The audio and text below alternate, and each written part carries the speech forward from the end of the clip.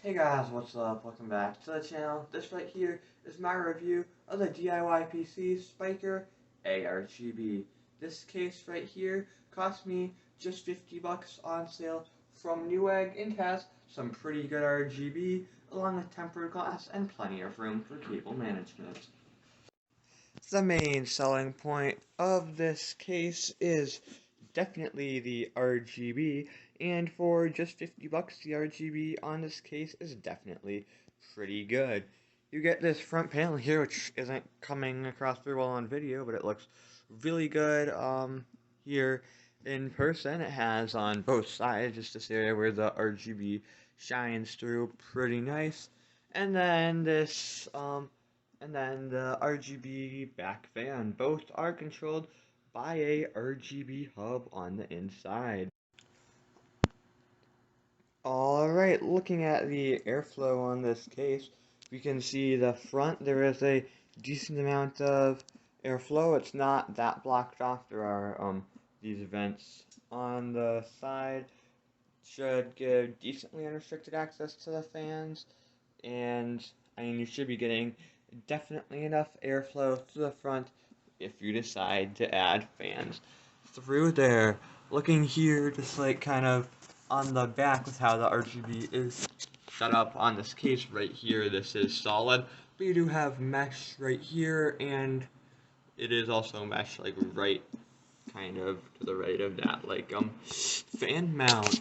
For the rear, you have your one included 120 mil fan. This fan is pretty quiet. I did try to get a noise level on it, but it was quieter than both the CPU and GPU fans at idle. So this fan is basically silent, but it doesn't move as much air as I would like it to. I wish they would have made this fan run faster and move more air, because it is just way quieter than even like this R7260X GPU that I have in here, which is a pretty quiet. Looking around here on the back, you do have plenty of room to route cables. It is all like the same depth, and you do have, as you can see right here, around 1 inch behind the motherboard tray. You have plenty of room down here for the power supply. This here is a short form factor EVGA one, but there is plenty of room even for a full-length power supply. You have room for dual hard drives here. There is plenty of room to mount those, along with mounts for dual SSDs. The points for cable tie down on this case aren't the best. I would have liked to see like 1 or 2 right here, but other than that, the cable management on here is definitely better than average for most of the $50 cases that I've looked at. The RGB here is taken care of by the included controller. It is powered by a single SATA. They did like mount this like the SATA power port an interesting way, which makes the cables come out like on the bottom of it, which does kind of flex this board, which is I don't really like. The included fan is powered by a standard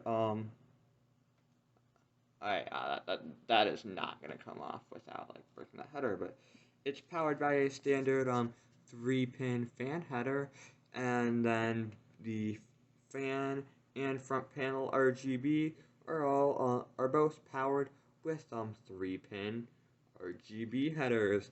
I did test in the Open2, they do work with a standard RGB fan, so this is pretty nice seeing a that the included RGB platform would be pretty easy to expand on.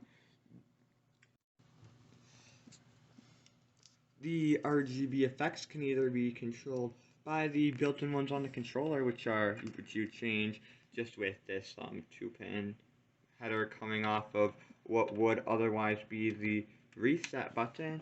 Otherwise, you can plug this cable right here into the motherboard. It uses, again, a 3-pin RGB. Looking around the top of this case, it is again way better than the normal I/O that I see on cases this price point. You have your power button, power and charge drive LEDs, your LED switch. This, if you are using the ARGB off your motherboard, this can also be used as a reset button. You have a USB 2, a mic, a headphone, another USB 2, and then two USB 3. Alright, looking now in the main section of the case for how it is for cable management, my biggest issue is the 24-pin header on the MATX board I'm using has to come through over here. I just could not get it to bend tight enough to go through this place right by the board. Other than that, it is pretty good. For the GPU power, you can route it either through here or here if you have a longer GPU. Otherwise, for shorter GPUs, they do have plenty of cutouts down here to route the power through. They have this cutout right down here at the bottom of the case. That is good for routing the front panel through. The front panel is all black sleeves, which I like to see, especially here on the power and reset buttons. You don't see that being black a lot on other budget cases. On the end of the USB 2 and USB and HD audio, there is the ketchup and mustard cables, but with a GPU installed, it is pretty hard to see that those are there.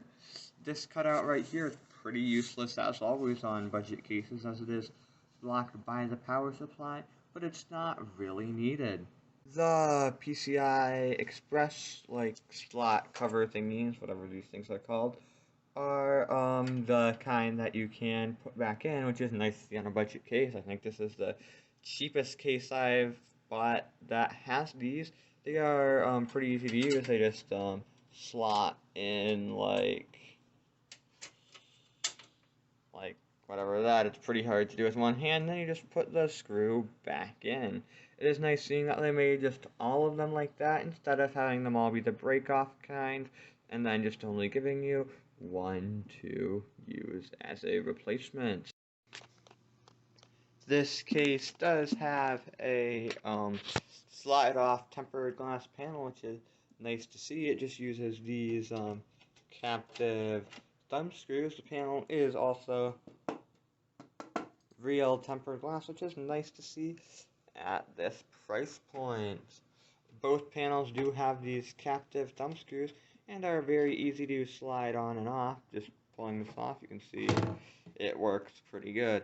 I do prefer the hinge swing case design, but at this price point it is pretty hard to complain, as this is way better than just the case design where you have the just 4 thumb screws. Alright, so the Diypc Spyker ARGB is definitely a great case for just 50 bucks. At 50 bucks, it has some great RGB with good cable management, and there's really no big flaws that you'll see on other cases at this price point. Diypc does have this case listed on Newegg for 90 bucks or something, but it does decently frequently go on sale for just 50 bucks. This case, along with the Diypc IDX1, which is identical other than the front panel, are both great cases that I picked up on Newegg recently for 50 bucks, and I'd highly recommend both of them. Other cases at this price point that I would recommend would be the Montech X1. That one, if you don't care about having addressable RGB on the fans, that comes with 4 120mm fans that have RGB, that's just non-addressable. This case back here that you probably can't really see, the Samotank ARGB, is another great case that I picked up for 50 bucks, but I've only seen that one go that low once. Anyways, if you enjoyed this video, please like and subscribe. If you have any questions on this case or on any other cases, please leave them down in the description, and also leave any suggestions to make these videos better down in the description as well. I will have a video demonstrating the RGB effects on this video linked up, whatever whatever it is. And yeah, I guess that's it.